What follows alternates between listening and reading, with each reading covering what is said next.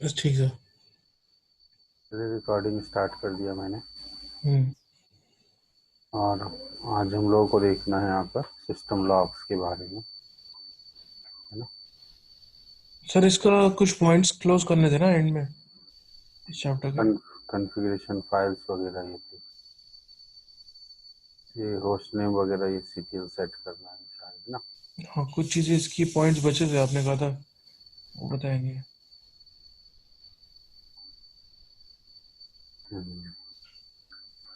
यहाँ पर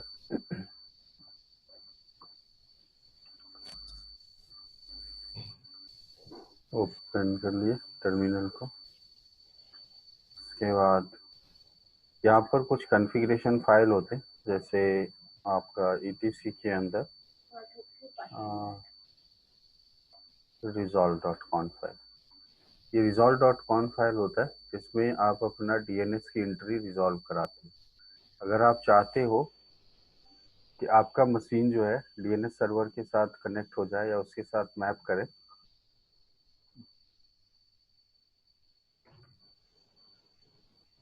तो आप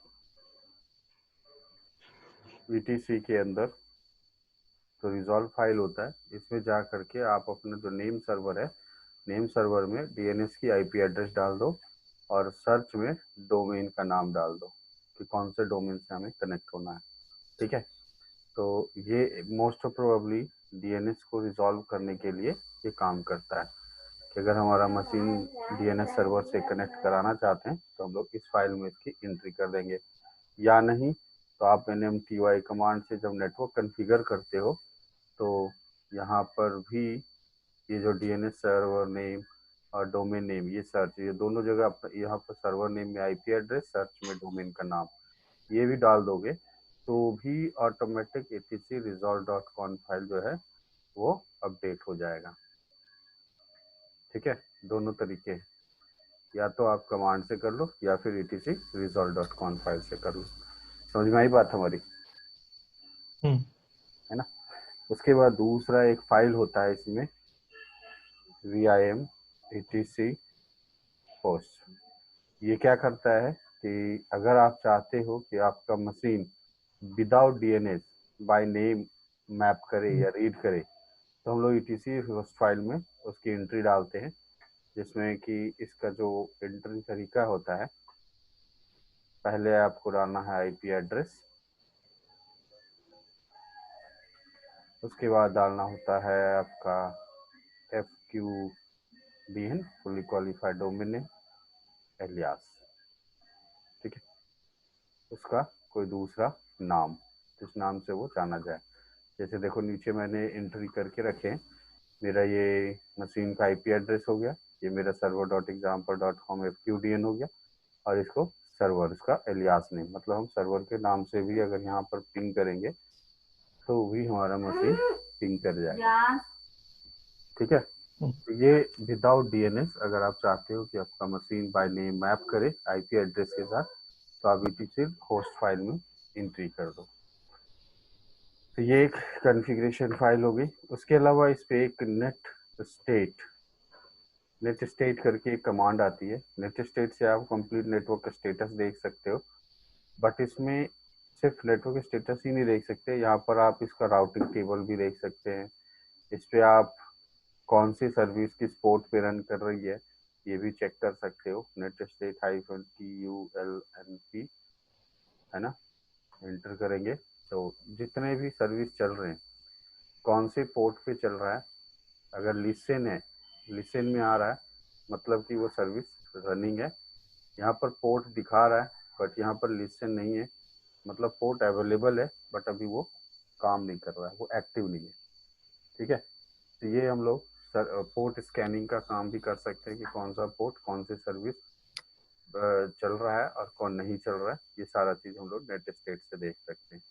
अगर इसी में मान लो हम फिल्टर कर लिए ग्रेप SSH, तो यहाँ पर पता चल गया कि SSH सर्विस पोर्ट नंबर 22 पे लिसन है, लिसन है मतलब रन कर रहा है। समझ में आ रहा हम्म। है ना। तो ये सब कुछ फाइल है जिससे हम लोग यहाँ पर चेक करते हैं। उसके बाद यहाँ पर एक होस्ट नेम करके कमांड आती है, जिससे आप अपना होस्ट नेम चेक करते हो। सेट न्यू होस्ट नेम, आप अपने मशीन का नया होस्ट नेम बदलना चाहते हो तो आप host name CTL set host name, और उसके बाद कुछ भी नाम यहाँ पर दे दिए, जस्ट लाइक सी की मैंने दे दिया master.example.com। ठीक है, ये आप अपना नाम दे दीजिए, उसके बाद इंटर कर दीजिए तो आपका मशीन का नाम चेंज हो जाएगा। ठीक है, देखो एक मैं चेंज करके दिखा देता हूँ। फिर exe एग्जीक्यूट बैश। ठीक है, यहाँ पर अब आप होस्ट नेम चेंज हो गया। इसका जो मेन कॉन्फ़िगरेशन फाइल होता है etc के अंदर होस्ट नेम, इसमें जा करके आपने यहाँ पर चेंज कर देना, तो भी चेंज हो जाएगा। आपकी मर्जी, आप डायरेक्ट कॉन्फ़िगरेशन फाइल से करो चाहे कमांड से करो। अब जैसे मैं इसको पहले मोड में ले आता हूँ, नोड 2 डॉट, या ऐसे भी कर सकते हो। यहाँ से हम लोग करके देख लेते हैं।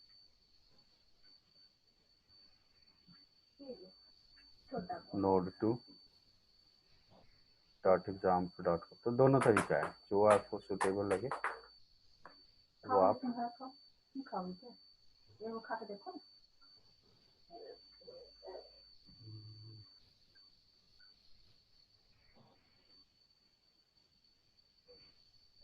यहाँ से गया तो ST होस्ट यहाँ पर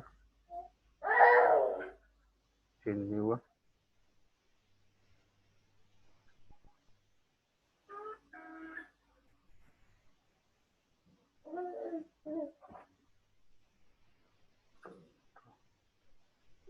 यहाँ से आप डाल दो node2.example.com एग्जीक्यूट बैश, चेंज हो गया है ना। ये भी आपका चेंज हो गया। अब इसकी कॉन्फ़िगरेशन फाइल भी देखोगे etc होस्ट नेम, तो यहाँ पर भी आपका चेंज हो गया। इस तरह से आप कोई भी अपने मशीन का अपना नाम चेंज कर सकते हो by host name CTL command से। समझ में आ गई बात? ठीक है, यही सारी चीज़ें हैं इसके अंदर, यही सब सेट करना दिखाया गया है, स्टेटस चेक करना दिखाया गया है, पोस्ट फाइल की एंट्री, रिजॉल्व फाइल की इंफॉर्मेशन, ये सारी चीज़ें यहाँ पर बताई गई। बाकी फिर वही है नेटवर्क कॉन्फ़िगरेशन। ठीक है, ये है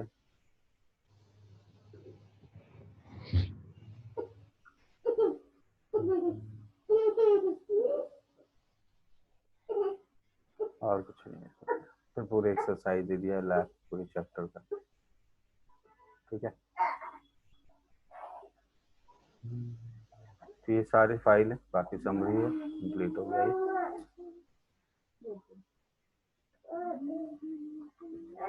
है ना। ये इम्पोर्टेंट है, ये एग्जाम में भी आता है, होस्ट नेम चेंज करने के लिए आपका मशीन का। ठीक है, तो IP एड्रेस इस चैप्टर से समझो तो 2 क्वेश्चन आपका फिक्स हो जाएगा। एक होस्ट नेम सेट करना और दूसरा मशीन का IP एड्रेस सेट करना, ये 2 क्वेश्चन फिक्स रहेगी। कौन मांग रहा है यार?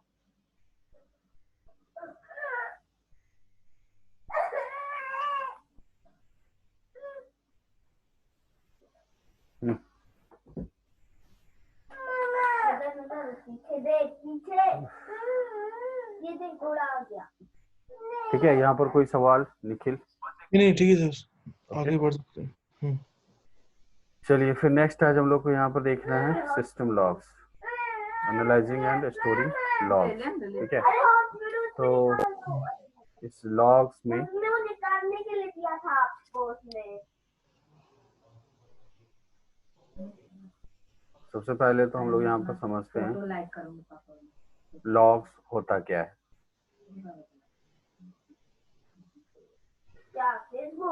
ठीक है, तो लॉग्स का डेफिनेशन आप क्या समझते हो? तो हम लोग क्या बोलते हैं, to read any activity, to read any activity is known as a log। आप कोई भी एक्टिविटी अपना करते हो तो उसको हम लोग क्या बोलते हैं, उसका एक इंफॉर्मेशन स्टोर होता है कहीं ना कहीं पर्टिकुलर फाइल में, उसको रीड करना, उसको रीड करना क्या कहलाता है, लॉग कहलाता है ना। यहाँ पर लॉग्स के लिए जो रिक्वायर्ड प्रोफाइल चाहिए आपको,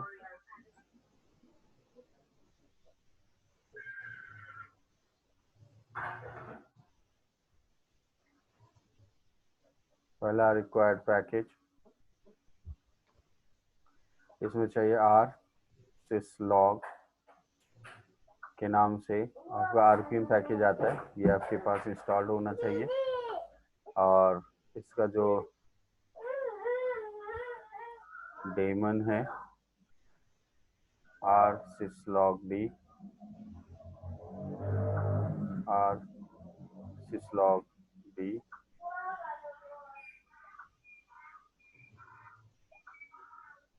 और इसकी जो कॉन्फ़िग फाइल होती है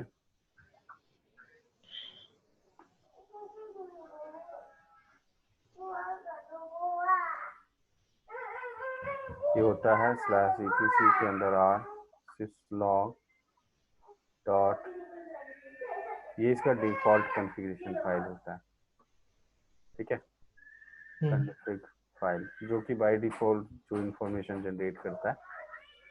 उसके अलावा एक एडिशनल होती है लाइक etc के अंदर आर सिसलॉग डॉट डी के अंदर आप कोई भी नाम से अपना एक कॉन्फ़िग फाइल बना लो और उसमें अपना इंफॉर्मेशन, अपना स्क्रिप्ट लिख दो कि आप इस फाइल में किस तरह के लॉग्स क्रिएट करना चाहते हैं या उसको जनरेट करना चाहते हैं। तो ये हो गया कस्टमाइज लॉग फाइल।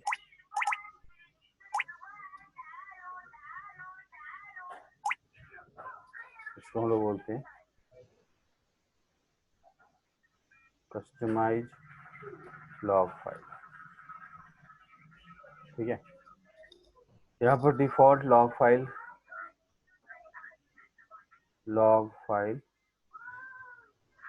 जो क्रिएट होता है उसमें कुछ इंपॉर्टेंट है जैसे /var log messages /var log secure, ये सब ना आपको डिफॉल्ट मिलेगा ही मिलेगा, ये सब /var log आपका cron, ठीक है, फिर /var log mail log, ठीक है, etc। इस तरह से बहुत सारी फाइलें आपको जो है यहाँ पर मिलेगा। अब इसमें जो भी इंफॉर्मेशन है, जैसे ये है मैसेज फाइल, ये जनरल इंफॉर्मेशन को रीड करता है, कोई भी एक्टिविटी है ना, कुछ भी आप काम कर रहे हैं तो उसका एक बेसिक रिकॉर्ड मैसेज फाइल में जरूर जाता है। अगर उस फाइल में नहीं गया तो फिर उस पर्टिकुलर सब्जेक्ट से रिलेटेड कुछ फाइल होंगे वहां पर जाएगा। सिक्योर में मोस्ट ऑफ प्रोबेबली नेटवर्क से रिलेटेड जितनी भी एक्टिविटीज होती है ना, नेटवर्क से एक्टिविटी जैसे रिमोट एक्सेस हो गया, ठीक है, इस तरह से नेटवर्क एक्सेस हो गया या आईपी पिंग कर लिए, तो जो भी नेटवर्क एक्टिविटीज होती है वो सारा आपका सिक्योर फाइल में जाता है। उसी तरह से क्रॉन्ड जो शेड्यूल से रिलेटेड जितनी भी एक्टिविटीज होगी, है ना, शेड्यूलिंग से रिलेटेड, उसका सारा मैसेज क्रॉन्ड फाइल में जाएगा। अगर कोई मेल भेज रहा है तो उसका मेल से रिलेटेड जो भी एक्टिविटी आ रहा है कि कौन यूजर किसको मेल जा रहा है, मेल सक्सेसफुल डिलीवर हुआ या नहीं हुआ, मेल में कोटा फुल हो गया, इस तरह के जो बेसिक इंफॉर्मेशन होते हैं वो आपका मेल लॉग के अंदर जाता है, ठीक है। तो ऐसे ले करके यहाँ पर मल्टी टाइप्स ऑफ फाइल्स आपके पास होते हैं जो आपको मेल को सॉरी इंफॉर्मेशन को पढ़ने का काम करता है। जैसे देखो यहाँ पर हम लोग कुछ चेक कर लेते हैं। सबसे पहले तो यहाँ आप लोग इसको सेव कर लेते हैं, -QA R syslog के नाम से आरपीएम पैकेज, देखो यहाँ पर चेक हो गया, ठीक है। तो ये पैकेज इंस्टॉल्ड है ऑलरेडी। तो आप देखोगे /var log के अंदर चेक करिएगा देखिए यहाँ पर कितने सारे मैसेजेस फाइल हैं, मेल लॉग फाइल है, डेट वाइज आपका मैसेज फाइल बना है, सिक्योर का डेट वाइज बन रहा है, ठीक है। VMware में जो भी काम हो रहा है तो VMware का अपना अलग लॉग बन रहा है, ठीक है। तो ये सारे आपका पर्टिकुलर टास्क हैं जो इससे रिलेटेड फाइल यहाँ पर पड़ी हुई है। समझ में आ रही बात, हम्म। है ना। अब यहाँ पर कुछ एक्टिविटीज देख लो, जैसे मैं यहाँ पर एक टर्मिनल और खोलता हूँ, ठीक है।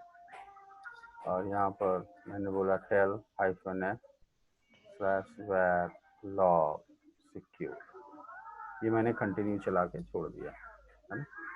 अब इधर हम लोग कुछ एक यूजर बनाते हैं, लाइक सी यूजर एड ब्रैड नताशा, ठीक है। देखो यहाँ पर आ गया, मैसेज इन्फॉर्मेशन जनरेट हो गया, ठीक है। अब यहाँ से जैसे इसको मैंने डिलीट कर दिया, यूजर डेल -r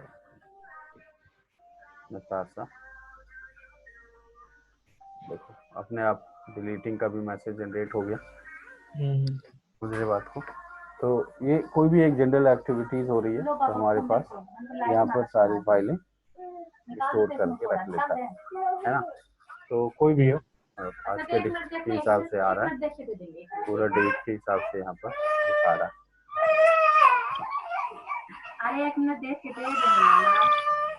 है ना। ये किस कमांड से चला, ये सब कुछ हमारे पास आ रहा है। तो इस तरह से आप कोई भी एक्टिविटीज आप यहाँ पर पढ़ सकते हो। तो जनरल इंफॉर्मेशन है, आप ls/log के अंदर ये सारी इंफॉर्मेशन आपसे बनती है। तो ये तो हुआ, ठीक है। डिफॉल्ट के लिए कैसे बन रहा है, तो इसका डिफॉल्ट कॉन्फ़िगरेशन फाइल पढ़ो। ये देखो इसका मेन कॉन्फ़िगरेशन फाइल होता है, इसमें देखो सारे मॉड्यूल्स,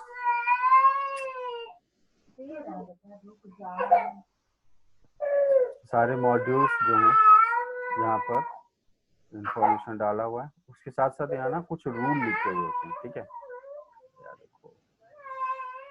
ये देखो ये डिफॉल्ट बता रहा है इंक्लूड ऑल कॉन्फ़िगरेशन फाइल, अगर आप बनाते हो तो इसमें जाके बनेगा। और देखो यहाँ पर कुछ रूल्स आ रहे हैं, इस रूल्स में आपका बेसिक इंफॉर्मेशन लिखा हुआ है कि हम लोगों का जो जनरल इंफॉर्मेशन है वो सारी वेयरलॉग मैसेज फाइल में जाएगा।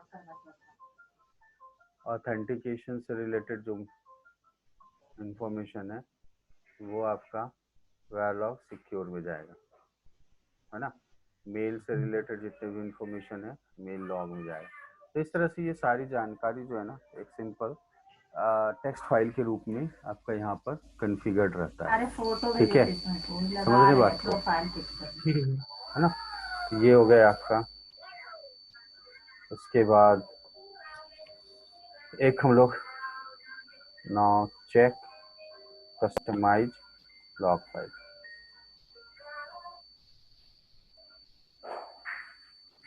Customise log file. चलिए हम लोग यहाँ पर क्या करते हैं, एक कस्टम लॉग फाइल बनाते हैं, वह ls/etc के अंदर और syslog.d के अंदर। यहाँ पर देखो कोई भी कॉन्फ़िगरेशन फाइल्स नहीं है, etc के अंदर और syslog.d में जा करके आपका ये कोई भी देखो यहाँ पर कोई भी फाइल नहीं है, एक सिंपल listen.conf नाम से सिर्फ एक फाइल है, ठीक है। और दूसरी चीज यहाँ पर आप चेक कर लो /var log, यहाँ पर देखोगे -debug, यहाँ पर मैसेज फाइल तो है लेकिन -debug करके कोई फाइल नहीं है, ठीक है ना। तो मैं यहाँ पर कुछ डिबग मैसेजेस रीड करना चाहता हूँ कि जो भी एक्टिविटीज हो रहा है चाहे वो सही हो या गलत हो, वो एक रिपोर्ट के रूप में हमारे यूजर अकाउंट में स्टोर होना चाहिए। तो मैंने यहाँ पर एक टेक्स्ट फाइल कॉन्फ़िगर किया, जस्ट लाइक सी इको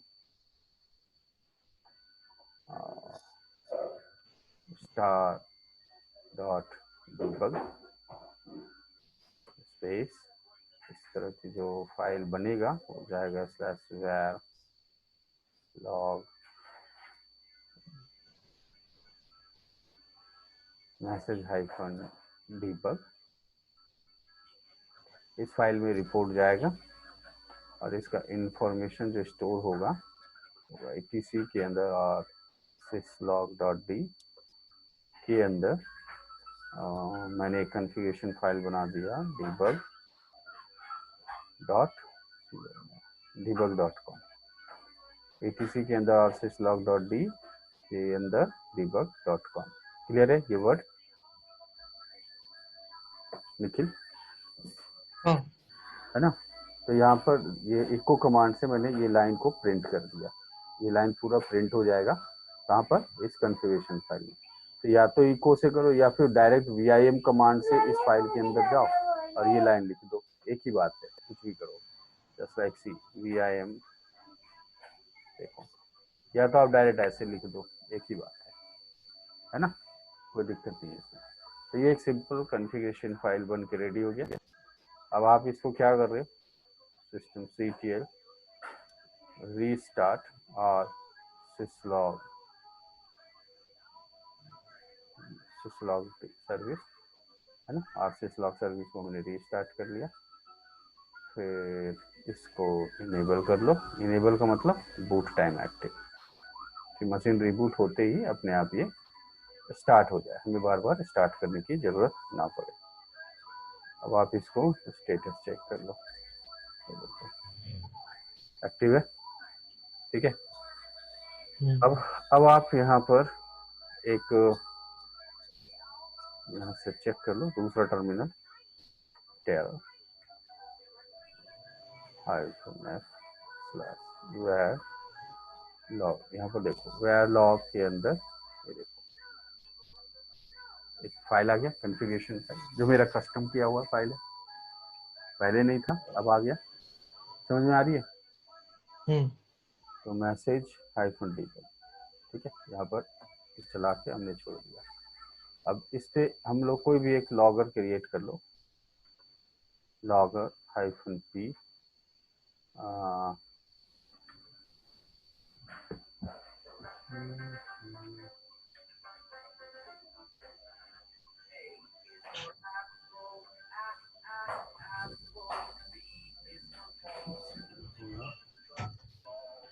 ये सारे कॉन्फ़िगरेशन फाइल के बारे में यहाँ पर सब लिखा हुआ है, ठीक है।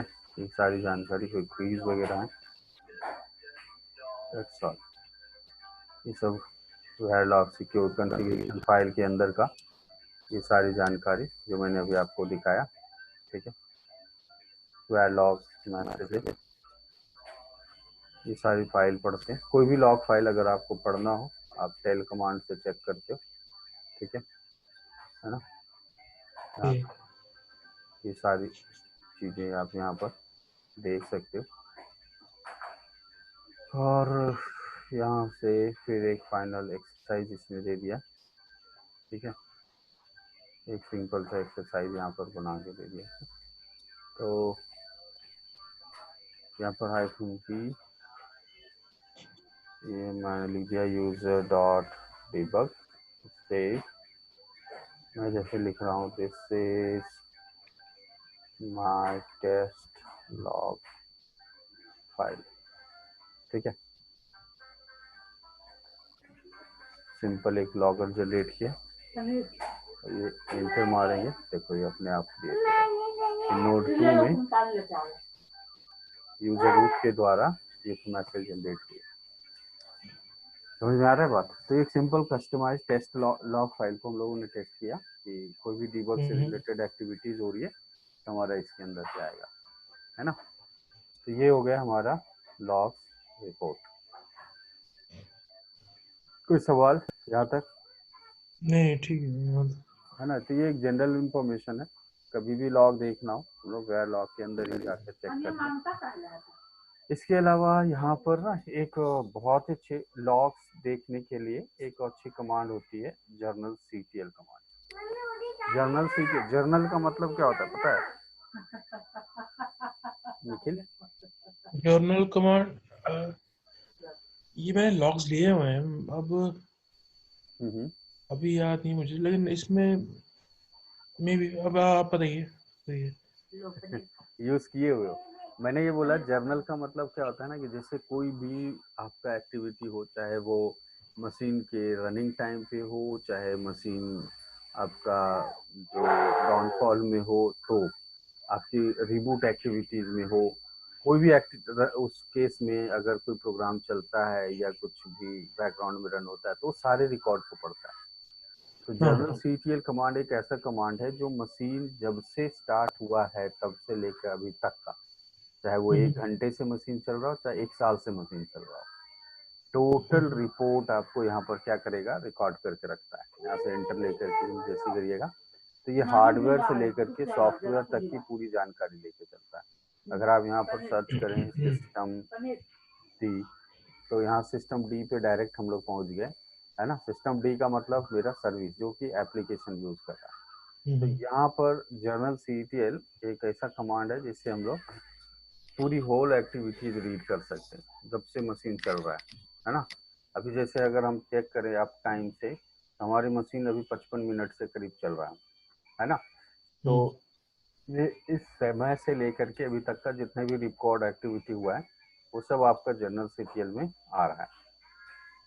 इसके अलावा यहाँ पर सिर्फ अगर आपको सिर्फ एरर चाहिए, तो आप सिर्फ पी लगा के एरर लगाओ। पी मतलब प्रिजर्व द इंफॉर्मेशन। तो मुझे सिर्फ और सिर्फ एरर इंफॉर्मेशन आना है, उसके अलावा और कुछ नहीं। ठीक है, देखो यहाँ पर बस एरर आया, है ना। तो ये हम्म। अगर सब कुछ सही चल रहा है तो हमें कोई मतलब नहीं है, लेकिन सिर्फ एरर देखना है तो हाइफन पी लगा के आप एरर देख सकते हैं। तो यहाँ पर यही दिखा रहा है कि journal CTL command log message from the journal using the journal CTL command. You can use this command to view all message in the journal or search the specific events based on a wide range of options and criteria। ठीक है, अलग अलग criteria का। भाई मुझे सिर्फ error message देखना है, मैं एरर देखूंगा। मैं अपना एक सर्टेन डेट एंड टाइम से लॉग देखना चाहते हो, तो हम सर्टेन डेट एंड टाइम से लॉग देखेंगे। इस हम्म। तरह की जो एक्टिविटीज है वो आप देख सकते हो यहाँ पर। जैसे यहाँ पर जर्नल सीटीएल हाइफन एन लगा के कर रहा है, बोल रहा है मुझे सिर्फ 5 लाइन ही देखना है, टॉप के 5 लाइन इन्फॉर्मेशन, है ना। तो ये 5 लाइन इन्फॉर्मेशन दिखाएगा। कंटिन्यू रन कराना है तो हाइफन एफ लगा दो, तो वो कंटिन्यू रन करेगा। एरर देखना है तो सिर्फ एरर लगा लेंगे, है ना। आज का सिर्फ रिपोर्ट देखना है तो जनरल सीटीएल सिंस टुडे, मतलब सिर्फ आज की क्या क्या एक्टिविटीज हुई है, सिर्फ उसका रिपोर्ट जानना है मुझे, है ना। तो यहाँ पर सिर्फ टुडे लिख देंगे तो ये सिर्फ आज की एक्टिविटीज दिखा देगा। तो इस तरह से हम लोग यहाँ पर अपनी जो रिक्वायरमेंट है उस हिसाब से आप यहाँ पर मैसेज को रीड कर सकते हो। ठीक है, दैट्स ऑल। अब यहाँ पर देखना है कि कोई पर्टिकुलर सर्विस के बारे में, जैसे सिस्टम यूनिट है ना, जिसका पीआईडी नंबर इतना है। तो सबसे पहले तो ये चीज़ पता करो कि इसका पीआईडी क्या है एसएसएच का, है ना। तो हम्म। पीआईडी कैसे पता करोगे?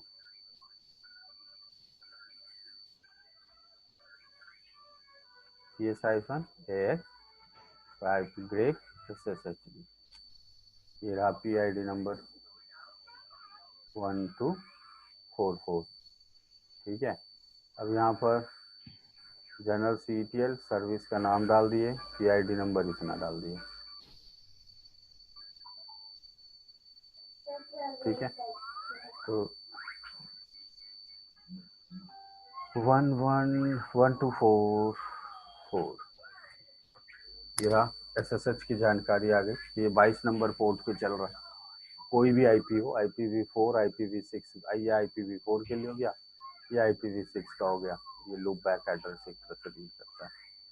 ठीक है, IPv6 का लूप बैक एड्रेस ::1 होता है ना। तो ये इसके लिए चल रहा है। तो दोनों के लिए हमारा SSH सर्विस लिसनिंग में है, मतलब रनिंग में।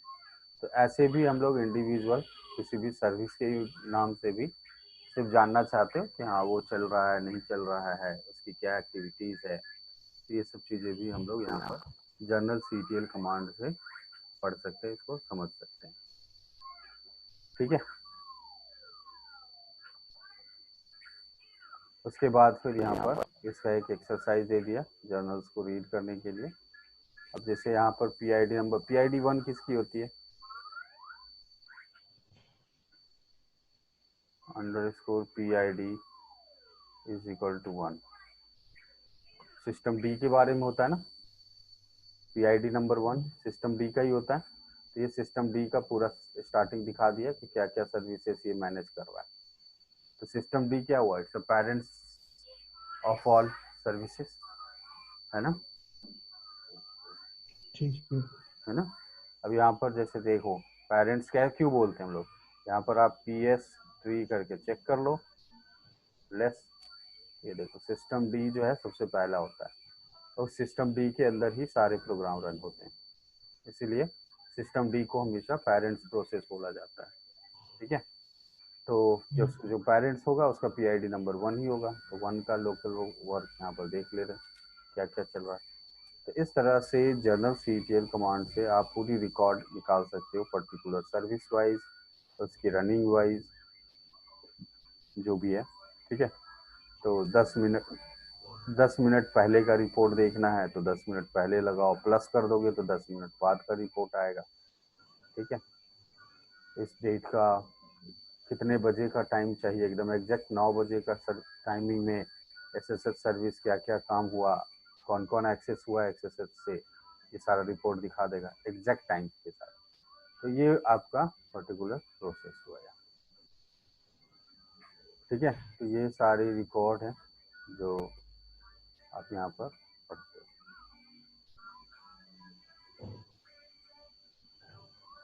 जनरल रिबूट, ठीक है। उसके बाद आ गया नेक्स्ट हमारा टाइम डेट CTL कमांड। टाइम डेट CTL क्या करता है, ये एक universal date and time check करने का काम करता है। देखिए, है ना, टाइम डेट CTL ये आपका एक universal date and time check करता है। जो है। अभी अभी जैसे अभी हमारे पास एशिया कलकत्ता है, नो डाउट कि हमारा जो रीजनल जोन है +53 के रेंज में ही रहता है। ठीक है, यूनिवर्सल में यहाँ पर NTP एक्टिव नहीं है, तो NTP एक्टिव नहीं है तो वो टाइम को भी सिंक नहीं कर रहा है। NTP क्या होता है, एनी आइडिया? हाँ, वो नेटवर्क टाइम पीरियड मतलब क्लॉक सेट करनी होती है, उनके आईपीस होते हैं। हाँ हाँ, मतलब एक यूनिवर्सल क्लॉक टाइम सेट होगा जो किसी भी रीजनल जोन का हो, उससे हमें कोई मतलब नहीं है। जो टाइम जाएगा वो सर्वर के टाइम के हिसाब से ही चलेगा, चाहे वो किसी भी रीजनल जोन में क्यों ना हो, है ना। हम्म तो हम्म उसके हम्म, लिए हम लोग बोलते हैं NTP यूज करते हैं, नेटवर्क टाइम प्रोटोकॉल। ये पोर्ट नंबर 123 पे काम करता है, ये याद रखिएगा। ठीक है, आप चेक कर सकते हैं नेट स्टेट -TU LNP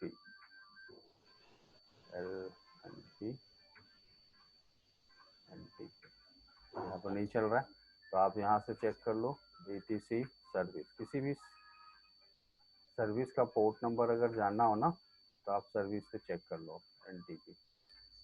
ये देखो NTP work on port number 123, TCP UDP दोनों के लिए।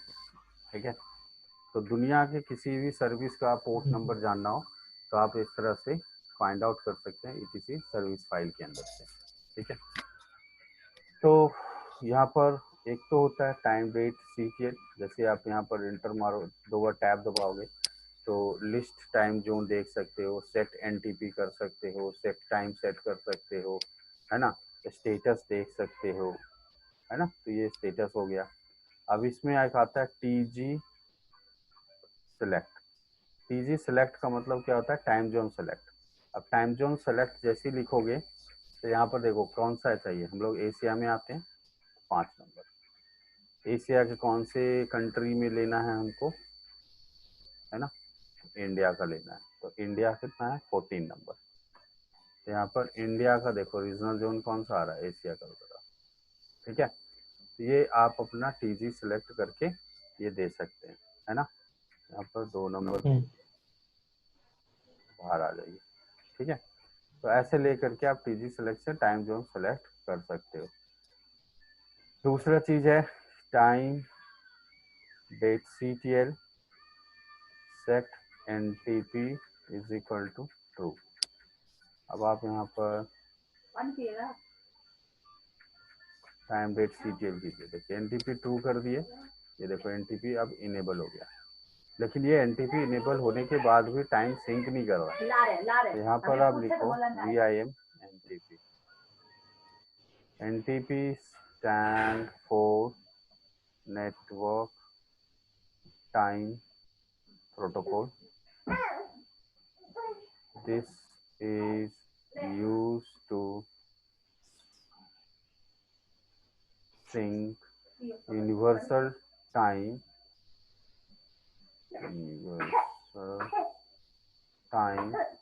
from server, है ना। जो सर्वर का टाइम रहेगा उसी से ये टाइम को सिंक करता है। और अब जो आ रहा है CHRONY, crony is NTP client, ठीक है। NTP क्लाइंट के लिए हम लोग क्रॉनी यूज करते हैं। Work on port number 123। और क्रॉनी की कॉन्फ़िगरेशन फाइल क्या होती है, /etc crony.conf is a configuration file, ठीक है। ये इसकी कॉन्फ़िगरेशन फाइल होती है। अब इसमें जैसे आपके पास जो भी NTP सर्वर जहाँ भी चल रहा होगा उसके लिए आपको यहाँ पर देखना है ETC के अंदर, ये ध्यान से देखना, ये एग्जाम में सेट करने के लिए आता है crony.conf। यहाँ पर जा करके आप ये सारी चीजें ना बंद कर दो, ठीक है। जरूरी नहीं है, हम एक साथ मल्टीपल सर्वर की एंट्रीज कर सकते हैं, ठीक है। यहाँ पर हमने जा करके सर्वर स्पेस node2.example.com ये डाल दिया अपने डोमेन का नाम, या जहाँ पर NTP सर्वर चल रहा है उस मशीन का IP एड्रेस भी आप यहाँ पर चाहे तो डाल सकते हैं, ठीक है निखिल। ठीक है। तो ये क्रॉनी जो है आपका समझ जाए, ये डायरेक्ट सिंक करेगा इसी मशीन पे। अब इस मशीन पे जो IP मशीन जो भी टाइम होगा उसी टाइम के आधार पे आपका मशीन भी टाइमिंग सिंक कर लेगा, ठीक है। कहीं कई बार ये देखने को मिलेगा ना, यहाँ पर सर्वर की जगह पे पूल भी लिखा हुआ होता है, ठीक है। तो आप वहाँ पर पूल वर्ड भी यूज कर सकते हो, just like see like this, है ना। तो पूल इज स्पेस, फिर सर्वर का नाम, फिर iburst का मतलब होता है डायरेक्टली कनेक्ट टू NTP, मतलब जो NTP सर्वर है उसके साथ ही सिर्फ कनेक्ट करना है, उसके अलावा अगर कुछ और चल रहा हो तो उसको रीड करने की जरूरत। तो iburst डालना जरूरी है कनेक्शन के लिए, ठीक है। ठीक है। यहाँ पर सेव करके मैंने बाहर आ गया। उसके बाद systemctl restart क्रॉनी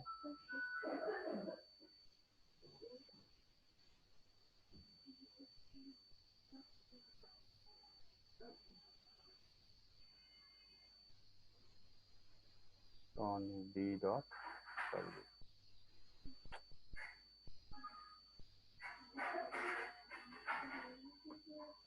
ठीक है। उसके बाद यहाँ पर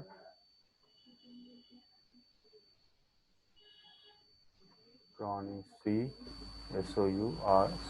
sources ये लगाओगे तो एक्चुअली यहाँ पर NTP चल नहीं रहा है ना, तो NTP का नाम यहाँ पर ना हमेशा 1 आना चाहिए, ये 0 नहीं आना चाहिए। अगर जब NTP सर्वर रहेगा ना तो वहाँ से सिंक करेगा तो ये यहाँ पर 1 आएगा, ठीक है, 0 नहीं आएगा। अब मेरे पास चूंकि NTP सर्वर नहीं है तो हम लोग एक ही कॉमन वर्ड को यूज कर रहे हैं, नाम को यूज कर रहे हैं, इसलिए इसी से सिंक कर रहा है, इसलिए यहाँ पर नहीं आ रहा है। अदरवाइज यहाँ पर 1 आएगा, ठीक है। और साथ ही साथ यहाँ पर आपको कौन से सर्वर से कनेक्ट हो रहा है उसका भी नाम यहाँ पर प्रेजेंट कर देगा नीचे में, ठीक है। तो ये भी देख सकते हैं, या नहीं तो CHRO क्रॉनी C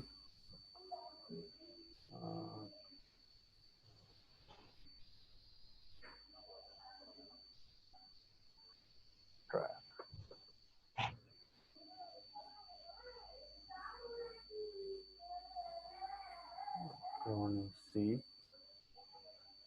सोर्सेस, यहाँ पर आपका आईपी एड्रेस या मशीन का नाम वो आ जाएगा जो भी है, ठीक है। तो ये मोस्टली एक तरीका होता है आपका एनटीपी को रीड कराने के लिए, कि इस फाइल में जाकर के आपके पास जो एनटीपी सर्वर होगा उसका नाम यहाँ पर डालना पड़ेगा या फिर आईपी एड्रेस डालना है, दैट्स ऑल। वो अपने आप सिंक कर लेता है फिर, है ना। तो देख लो यहीं पर आ गया आपका टाइम डेट सीटीएल, सेलेक्ट करने के तरीके, सेट टाइम जोन, ये सारा चीज सेट कर रहा है। एनटीपी ट्रू है, यहाँ पर एनटीपी कॉन्फ़िगर करने के लिए ये देखो लिख रहा है यहाँ पर हमारे यहाँ बस जो भी है सर्वर का नाम कनेक्ट करना है। कनेक्ट करते ही स्टार्ट करोगे, स्टार्ट करते ही देखो यहाँ पर सर्विस में आ जाएगा 1, ठीक है। ये 0 नहीं आनी चाहिए, 0 आ रहा मतलब आपका एनटीपी कनेक्ट नहीं हो रहा है, इसका मतलब ये होता है, ठीक है। और साथ ही साथ नीचे यहाँ पर आपका एनटीपी सर्वर का नाम बता देगा कि कौन सा सर्वर से कनेक्टेड है। और एक साथ ना आप यहाँ पर मल्टीपल एनटीपी डाल सकते हो, ऐसा कोई जरूरी नहीं है कि हम लोग एक बार में एक ही एनटीपी सिंक करेंगे, हम एक साथ मल्टीपल एनटीपी सर्वर को भी सिंक करा सकते हैं, ठीक है। तो ये होगा। उसके बाद यहाँ पर एक छोटा सा एक्सरसाइज दिया है, TG select, time zone select करने के लिए, ठीक है। ये सारे आ गए।